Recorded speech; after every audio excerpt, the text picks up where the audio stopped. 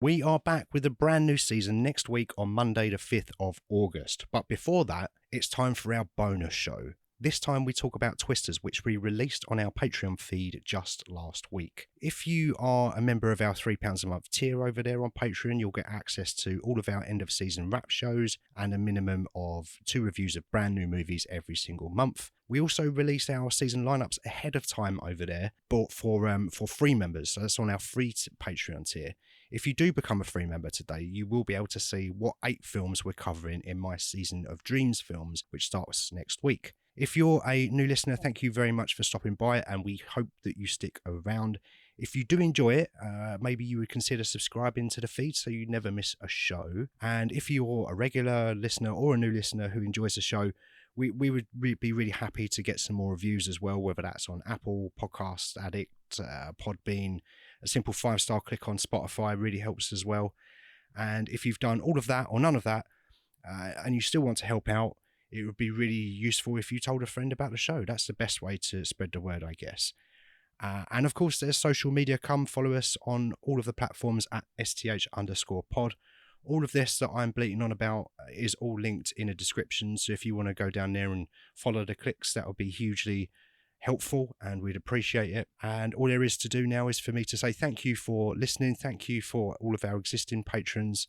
And yeah, look forward to our new season starting next week, Monday the 5th of August, for 8 weeks of movies about dreams. We've announced our season lineup on Patreon, as I said. The first movie, however, we are covering is Come True from 2020. So before that, next week, it's over to me and Sarah for our thoughts on Twisters.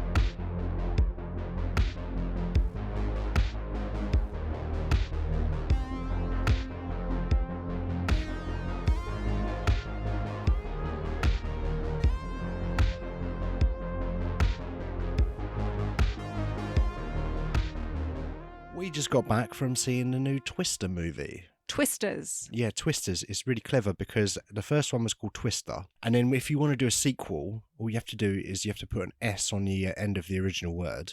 Or, I mean, it's better than Twister 2. Yeah, I mean, right? what else are you going to call it, really? So before we dive into this, I just want to establish something. How spoilery are we going to be in this review? If F1 is no spoilers. Yeah. And F5 is maximum spoilers. Where do we land? I think we're going to land on FU. Oh. How dare. Let's spoil it. Screw it. Okay. If you haven't seen it and you're interested, switch this off. Come back after you've seen it. But I think we should spoil it. It's a blockbuster. There's not really much to spoil. It's pretty formulaic. I'll say that. Yeah. Where do we start? We watched Twister recently. Yeah. We watched the original Twister. I watched the original Twister in 1996 when it was released at the cinema. Was it 96? Yeah. Wow. Did you see it at Picture? No, I didn't. Okay. I rented it on VHS. Yeah. And we watched it the other day. We did, yeah. And I was actually surprised by how much I enjoyed it. I like that movie. I think it's not Citizen Kane. It's definitely not Citizen Kane, no. But what I like about it is that it's Bill Paxton. The Bill Paxton of it all, yeah. I don't think there's a single movie that he's been in, even if it's not the greatest movie in the world. He elevates it. He elevates it. He just has that thing. And I think there's a lot of ingredients with the first movie that make it work. You've got the Paxton effect. Helen Hunt is great as well. Yep. The whole cast. There's a lot of familiar faces. Yeah. Philip Seymour Hoffman, as you said before, he knew that he was Philip Seymour Hoffman. Yeah. Alan Ruck after he was Alan Ruck. He's still Alan Ruck, would you believe? He's the best. I fucking love Alan Ruck. Yeah, you've got that whole team dynamic in the first one, which really works. You've got, the bad guy, Carrie Elwes, and you've got the fact that Paxton is going there to try and get Helen Hunt to sign divorce papers. You've got that kind of dynamic going on. So there's a lot to like about it. Yeah. There's a lot of, I wouldn't say there's a lot of layers, but there's a fair amount to play off of, whether that's comedy or drama. And it's not just strong wind. No, it's not. It's like I said, it's not a masterpiece, but for me, like there's just some stuff in it that make it a little bit better than your run-of-the-mill blockbuster. Yeah. I've watched it a lot of times. I've seen it quite a few times. I've probably watched it every 3 or 4 years. And Really? I really enjoy it. I get a lot out of it. It's just a really nice switch your brain off and enjoy a type movie, enjoy the ride. It's a very good popcorn movie, yeah. I think I've only seen it a handful of times. Would you count this amongst the disaster movies? Yeah, definitely. It's not obviously not an Emmerich, but Thank God. it was in that time period where disaster movies were. They were big business. Yeah, back you had in the obviously 90s. Independence Day, Twister, and Day After Tomorrow, and Volcano, Armageddon. Dante's Peak. Loads. Deep Impact. Yeah, yeah, Tons of stuff. Yeah. yeah. This is, for the most part, head and shoulders above those, I think. In terms of fun, at least. The original Twister. Yeah. Yeah, I think I'd agree with you, with the exception of Independence Day, which I love. I love Independence Day. It's such a great popcorn adventure time movie, I think. But I do think Twisters is almost up there. Twister, not Twisters. I was going to say, Are you giving it? Because we haven't talked about this at all yet. Not really, no. So for me, I was kind of perplexed when they announced a sequel. It's a weird film to do. Would you call this a legacy sequel? Oh, it kind of is, because they use elements from the first. Like in the opening, we've got Dorothy and the tech, in inverted quotes, that they developed in Twister, right? To tie the films together. Yeah, and kind of that's my issue with it. Like it's not. Okay. I don't think it's. I think you're stretching it to call this a sequel. Okay. It's a sequel because they've got a bin with the word Dorothy on it. Like, but it's the same bin. It's dinged up a bit.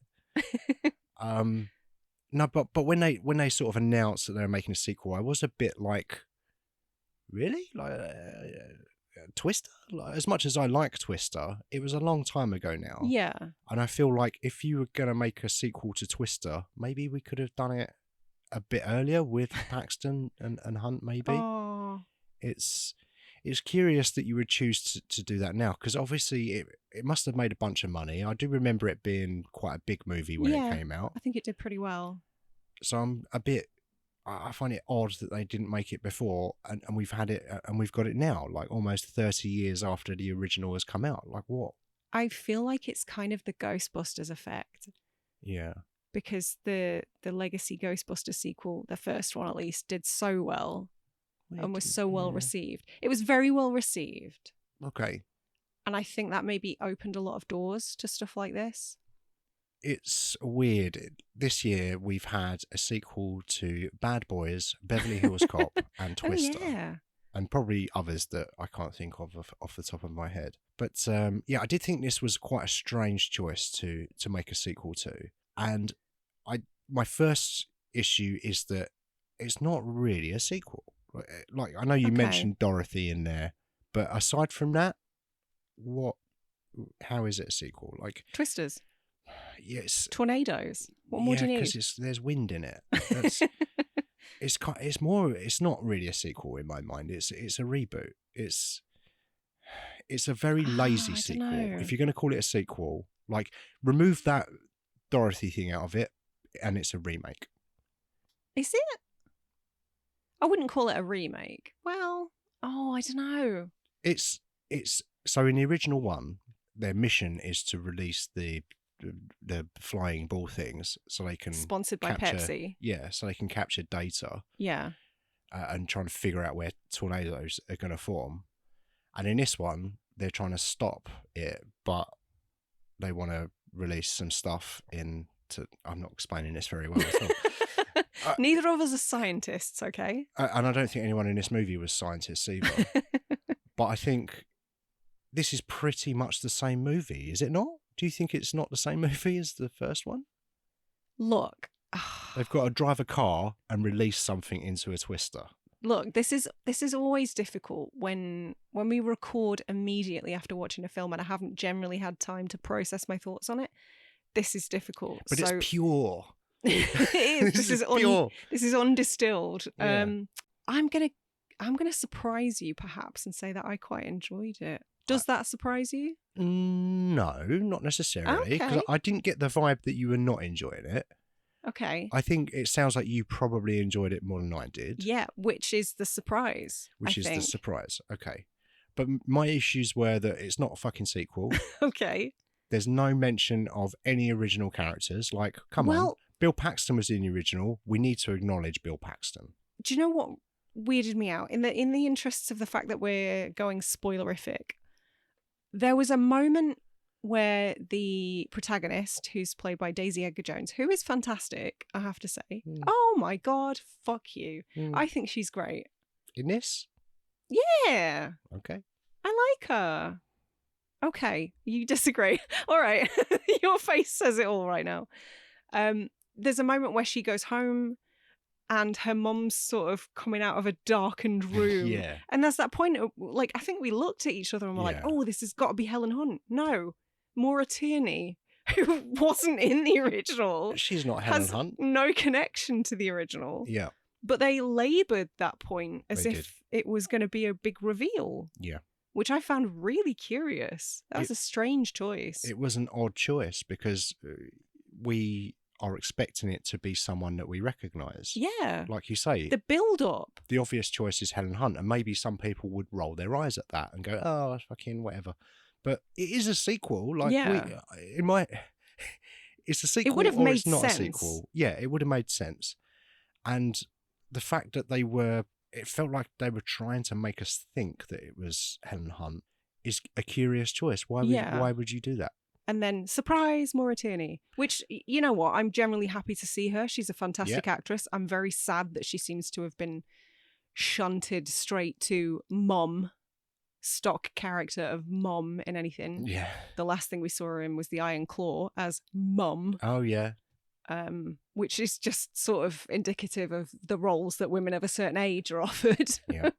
But she's great.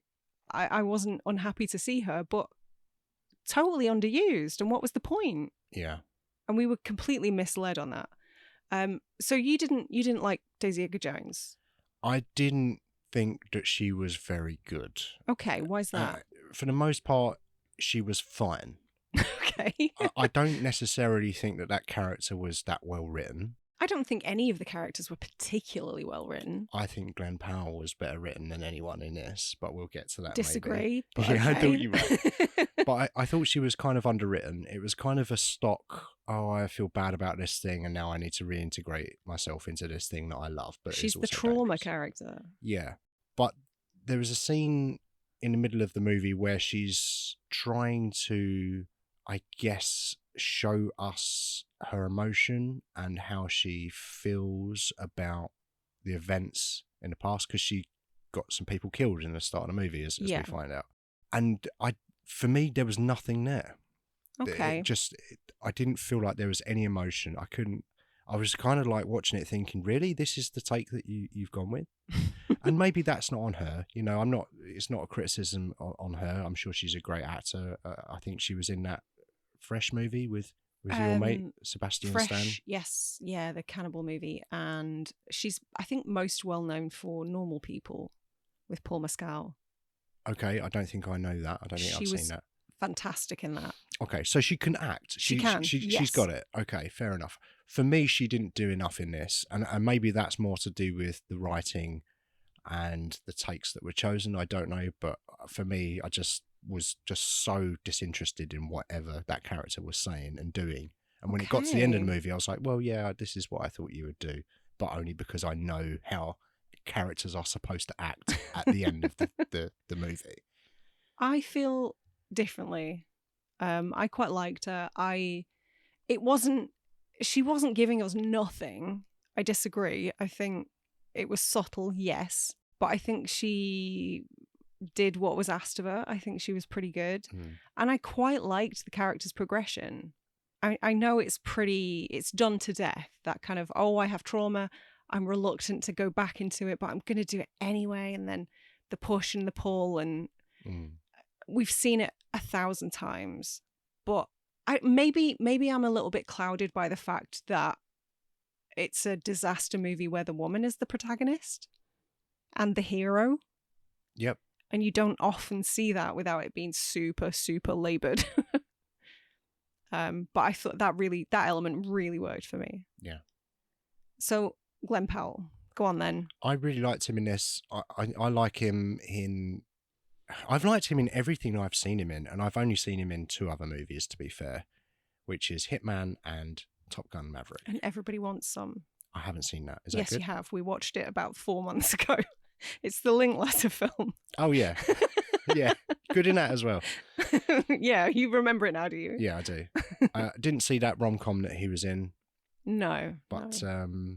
yeah, I really liked him in this. I thought he was fun. I thought he was that character at the beginning that you kind of love to hate, but then there's a bit more to him. I found him a bit two-dimensional. I similar to main person's Daisy character, Edgar Jones. Daisy Edgar Jones. Similar to her, a bit underwritten. Yeah. But I enjoyed his character because he, for me, is really good at delivering the wisecracks and the really sort of self-assured persona, but I get underneath that he has some insecurities. I get that from him. I got that from Top Gun Maverick. I got that from this movie, and I think we spoke about Hitman, and I think that he was excellent in that, and I think the whole film kind of rested on his performance in that movie, and I think he was very good in this. I wasn't quite sure what way that character was going to go, and I don't know if that's because of the writing or because of his performance, but I just enjoyed what he was doing in this. Okay, so I'm gonna voice the unpopular opinion right now that I usually do. I feel about his performance the way that you felt about Daisy Edgar Jones. Yes, he's a charismatic man. That much is obvious. He's certainly not a bad actor, and I agree that he carried Hitman. But I find him quite... It's getting a bit boring. Really? I'm getting sick of it already. I feel like Hollywood as a monolith is sort of trying to make Glen Powell happen. And I'm like, he's fine. But like, he's no Sam Worthington, is he? You remember? Thank God. Exactly. This is what I'm saying. Like, do you remember when people were trying to make Sam Worthington happen? You're just like, really? This again? This guy? You sure? Yeah. Put him in a Terminator movie. How dare you sully my franchise? But I feel like, yes, I do think Hollywood is trying to make Glen Powell happen. I 100% agree with you on that.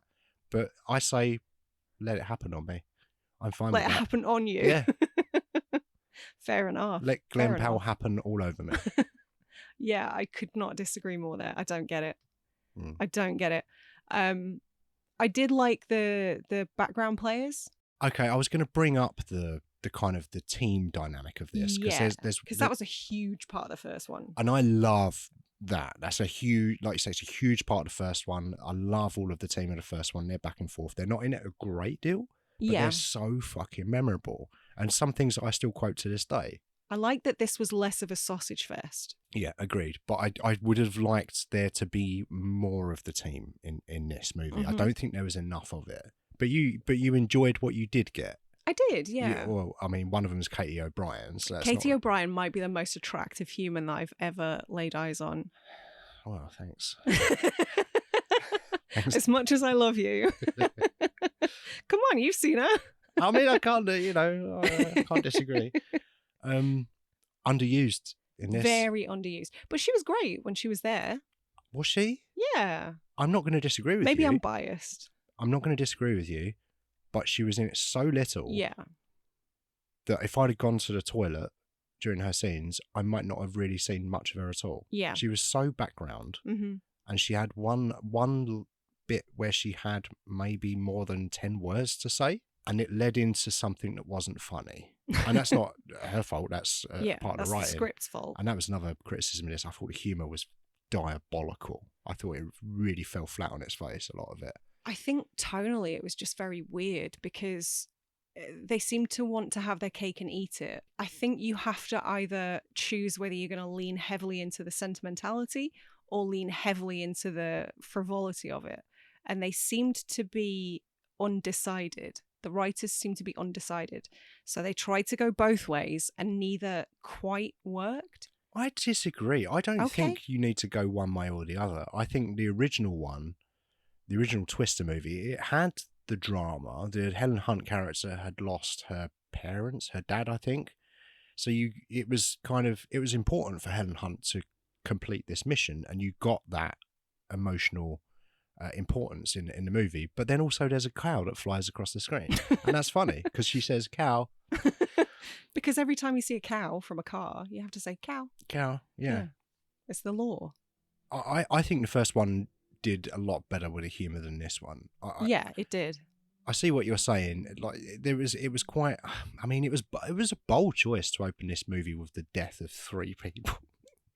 Yeah, I think they sort of picked somewhat recognisable people as well, because Nick Dodani, Kiernan Shipka, I don't know who the other guy was. Kiernan Shipka we saw recently in Long Legs. Long legs.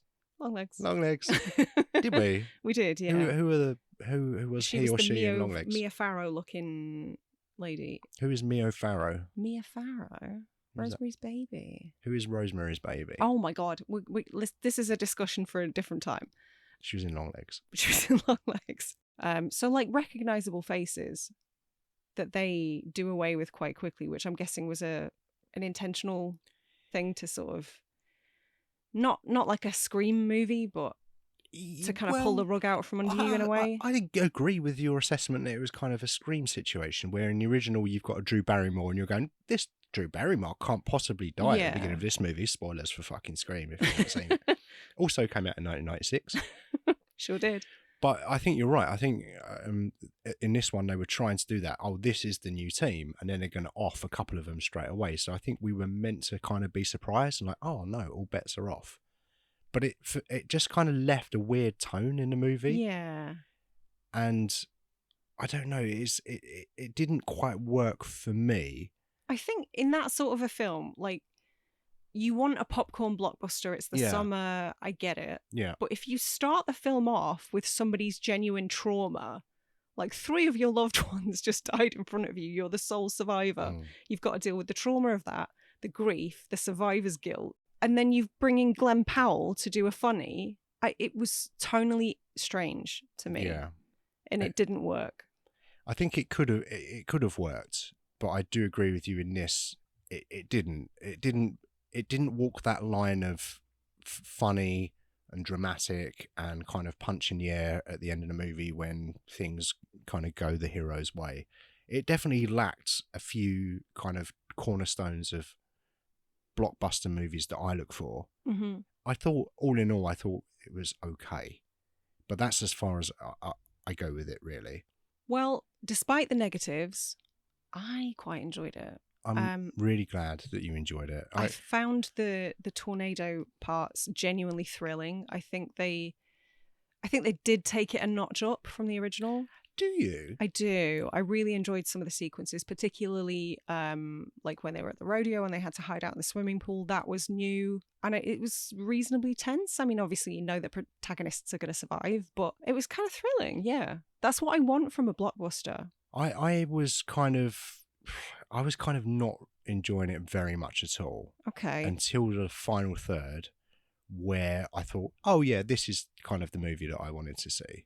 Right. So it was kind of, for me, it was a probably like a 2 for most of the movie. Wow. And it got to the end, I was like, this might be a 2.5, maybe a 3 if I'm feeling generous. What would you score the first? I think the first one is, I try to score films on their genre and... You don't need to explain yourself. Like, no, just subjective score. I think the first one for me is like a 3.5.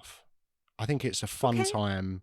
Maybe a 4. Maybe a 4 because I've seen it so many times. A 4, yeah, because the rewatchability factors in hugely for you. Yeah, you're right. I'm going to go 4 for the original movie. I've seen it a bunch of times. I enjoy it every time I watch it. And I own it on Blu-ray and I'm going to watch it a bunch more times. I'll never watch Twisters again. I could not be less interested in watching this again. And I'm glad that I've seen it. And there's things that I liked about it. Paul Scheer was incredible. Surprise, Paul Scheer! Yeah. But that's kind of my point. Like, the only part that I laughed out loud was in the final 15 seconds of the movie. Was a cameo for film nerds. Yeah. Yeah. And I don't know, maybe other people, I mean, I said this before, but we're British and we go to movies with a British audience and nobody laughs or expresses any emotion at all. It's rare. So it's really difficult to figure out what other people are kind of finding funny or difficult to watch or whatever with British audiences. But nobody laughed once in the screen, not one time. And I didn't find any of it funny, and I kind of need a few jokes in there. And I was kind of scratching my head a few times when there was clearly meant to be like they set it up, and you know those kind of the beats. Mm-hmm. You have the kind of the layup.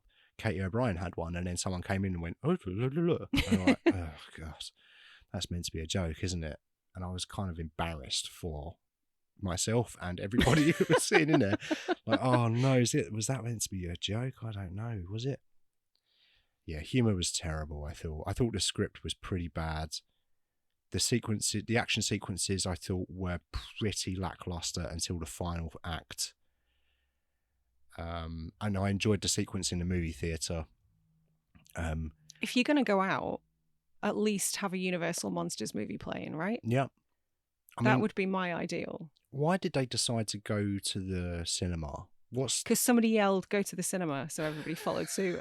Right. We're pack animals, Dan. Yeah. That's what we do.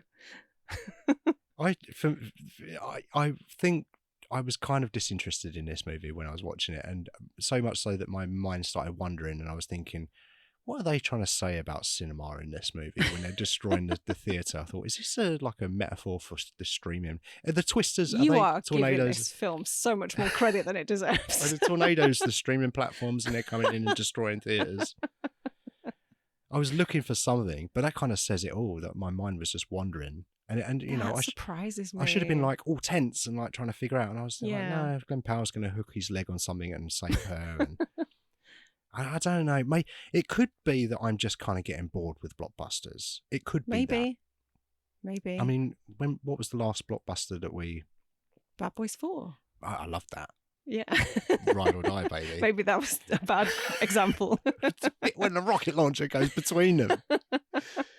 Yeah. Okay. Well, I was trying to look for a reason why I might not have enjoyed this, but it's not that I don't like blockbusters, because clearly that I do. We don't get as many as we used to either, so it'd be a strange time to be sick of them. Yeah.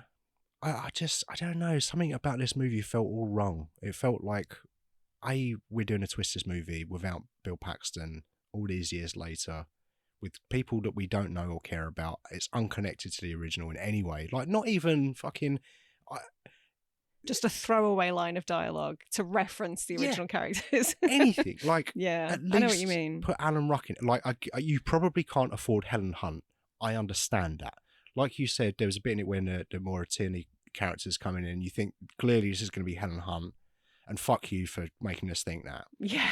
But I'm guessing that they must have asked her to be that character, is my guess. Is that was meant to be Helen Hunt. I would be surprised if they hadn't. I would imagine so. And maybe she was meant to be the daughter of Helen Hunt, Bill Paxton, because that's usually how these things go. And I get that sometimes that's a bit lazy and not everyone needs to be the daughter or son of somebody. And I wouldn't have hated that, though. I wouldn't have hated it, but also you don't need to do that necessarily, but let's somehow reference the old team. Maybe we need Alan Ruck because he's an expert at this thing, the wind thing or whatever, or we can't get Philip Seymour Hoffman, granted, but I don't know, it's just something extra to let me know that this is in fact a sequel, because what you're doing is just the name Twister. And also they've done Twister and now Twisters. So they've sort of ruined their chances at doing a third, because what are you going to call it now? Thristers. No. Fisters. No. I hate that. I hate that. Make it stop. Well, I don't know. I can't imagine they're going to carry on making Twister movies unless this does incredible numbers. All I'll say is we were there on day 1 in the afternoon and the screen was maybe 25% full, if that. Yeah. So I don't know. We'll see how it did after the weekend, but I thought it was fine. I thought it was pretty enjoyable. Okay. I'm glad that you enjoyed it. I'm glad. I'm just shocked that out of the two of us, that I was the one who liked Twisters. What the hell? There was just a lot of eye-rolly moments for me. That's fair. And like, we got a bottle of wine, we got a big thing of popcorn, and I was fucking ready. Yeah. I was ready to just be twisted. Enjoy it and just, be twisted and just be absorbed in this piece of entertainment for 2 hours. Not expecting fucking really clever writing or anything, but something. Like, it felt so lazy to me. That's fair. And I just wanted more, I think. To wait nearly 30 years for a sequel and we get this really lazy. It felt like it took them 12 weeks to write this when you've had 30 years. Look, maybe that's why I enjoyed it more than you, because I have less of an affinity for the first one. I'm less attached to it, so that's probably it. Possibly. But yeah, like 1.5 thumbs up. You can't, like, one of my thumbs is up, the other one's on its side, I guess. Does that indicate 1.5? Yeah, I guess so. I mean, it's hard to display that in an auditory format, I suppose. I guess I'm half a thumb up. Just a half a thumb? Wow. Almost one. I can't say that because I'm never going to watch it again, so I can't say that. Okay. You might, because I might. Really? Are you going to buy this on Blu-ray? So I own the first one, you own the second one? Yeah, maybe. I don't know, man. The only reason I'd watch this again is if we're doing some kind of Glen Powell season on the main feed. Give it like 6 years. Yeah.